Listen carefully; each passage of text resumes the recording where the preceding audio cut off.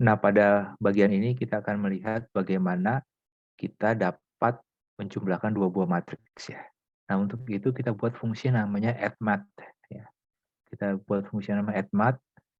Argumennya ada dua variabel M1 dengan M2. Kembali dengan catatan kita asumsikan dimensi dari M1 dan M2 sudah sama. Sehingga kita hanya mengambil baris dari M1 yaitu len dari M1, kemudian kolomnya adalah len dari M1 baris pertama M1 ukurannya. Jadi sini kembali diasumsikan M1 dan M2 dimensinya sama, dan pada M1 serta M2 merupakan matriks yang bentuknya persegi panjang. Nah, kemudian untuk bisa melakukan penjumlahan, kita perlu menyimpan hasilnya pada suatu matriks baru ya. Jadi kita definisikan M3 ini suatu matriks yang kosong. Nah, kemudian kita lakukan iterasi per baris dan per kolom ya.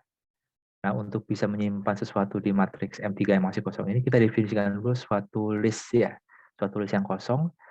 Kemudian pada suatu baris tertentu dan kolom, kita mulai jalan dari kolom, kita definisikan kolom baru. Kolom baru ini adalah matriks M1 pada baris dan kolom tertentu dijumlahkan. Hasilnya kemudian kita tambahkan ke new row ini. Jadi dengan menggunakan kata append. Tambahkan ke new row ini. Nah, setelah semua kolom selesai dieksekusi pada baris pertama, new row ini, baris yang baru kita tambahkan ke M3. Jadi kita tambahkan satu baris dulu. Nah, setelah selesai, kita kembali lagi ke sini, bikin new row yang masih kosong. Kemudian lakukan operasi yang sama, jumlahkan tiap elemen dari matriks M1 dan M2, masukkan ke kolom. Jadi akhirnya kolom 1, kolom 2, kolom 3, kolom 4, dijumlahkan, terbentuk baris baru, baris barisnya baru ditambahkan ke matriks M3. Seterusnya sampai semua baris telah selesai. Nah, kemudian kita kembalikan ke fungsinya. Nah, ini contoh implementasinya.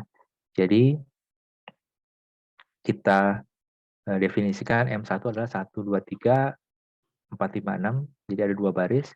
M2 adalah 1, min 1, min 3. Baris keduanya 1, min 1, min 4, 3. Terus kemudian kita definisikan penjumlahannya adalah M3 sama dengan addMath M1, M2. Ya. Nah, dari sini kita lihat. Nah, kemudian kita tampilkan print M1 hanya tulisan M1.2 ini, kemudian print math M1, isinya kemudian print M2, math print M2, kemudian print M3 sama M1 sama M2, kalimat ini, kemudian math print math M3. Nah, di sini ada kata baru math ya. Math itu adalah library yang kita buat. Loh, kapan kita buat? Memang di sini ada langkah yang saya hilangkan. Jadi saya buat file baru namanya matrix yang saya import as math. Jadi Python mengizinkan hal ini. Jadi suatu file isinya berbagai fungsi namanya matrix, kita import sebagai math. Nah, semua fungsi yang terdapat dalam matrix ini bisa kita panggil dengan math titik nama fungsinya. Nah, kita sudah buat tadi namanya print math. Nah, print math ini saya simpan dalam matrix. Kalian bisa lihat matriksnya sudah diberikan. Atau kalau ingin lebih jelas kita bisa lihat di sini sebentar. Maaf, bukan.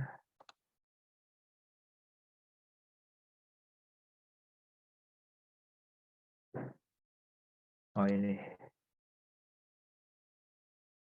Bukan juga. Bentar. Sepertinya saya harus open.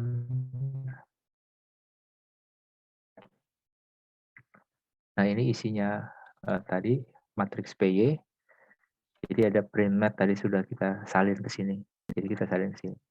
Bagian bawahnya tidak dilihat dulu ya, karena kita lagi membahas bagian yang ini.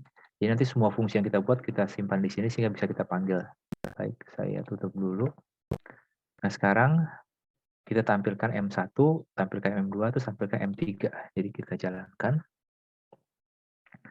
Jalan M1 adalah 1, 2, 3. Di sini baris pertama 1, 2, 3. Baris keduanya 4, 5, 6. 4, 5, 6. M2-nya baris pertamanya 1, min 2, min 3. 1, min 2, min 3. Baris keduanya 1, min 4, 3. 1, min 4, 3. Dijumlahkan harusnya kalau dijumlahkan. Jadi baris pertamanya 1, jadi 2, 0, 0. Ya, 2, 0, 0. Di sini baris keduanya adalah 5, 1, 519 ya. Jadi kalian bisa lihat untuk memeriksa apakah itu benar atau tidak. Nah, kembali di sini bisa terjadi bug karena yang kita hitung hanya baris matriks pertama, matriks kedua tidak kita hitung. Jadi untuk melihat bahwa ini akan ada salah, kita kopikan saja ini. Jadi matriks kedua tuh lebih panjang ya, lebih banyak barisnya begitu kita jalankan. Karena dia hanya memeriksa matriks pertama. Maaf, ini lupa tanda koma. Itu kita jalankan, ya, tampilan matriks pertama benar, tampilan matriks kedua benar karena fungsi print map-nya tadi mendeteksi semua isinya dengan catatan semua isinya jumlah kolomnya sama dengan baris pertama. Nah, begitu dijumlahkan dia hanya mendeteksi ukuran dari matriks pertama, matriks kedua tidak dideteksi karena di sini diambil hanya ukuran matriks pertama. Jadi ini ada bug ya. Artinya dengan catatan asumsi tadi kita tidak memeriksa jumlah baris dan kolom dari matriks kedua. Nah, kalau kalian ingin membuat program yang bagus, harus ada perintah di sini mendeteksi error, terus kalian katakan dimensi matriks pertama tidak sama dengan dimensi matriks kedua, penjumlahan tidak dapat dilakukan. Nah, misalnya dilakukan seperti itu. Ya. Nah, bila ini dilakukan, diberikan pada matriks pertama, ini akan terjadi pesan kesalahan seperti sebelumnya. Karena matriks pertama yang dijadikan referensi, dimensinya matriks kedua ukurannya lebih kecil. Jadi kalau kita jalankan, nah ini kembali ada out of bound ya, index out of range. Jadi karena dia ingin sampai baris ketiga, tapi ini hanya sampai baris kedua. Ini saya hapus kembali, sehingga kita bisa dapatkan hasil yang benar. Baik, untuk bahan penjumlahan matriks ini sudah selesai di sini. Terima kasih.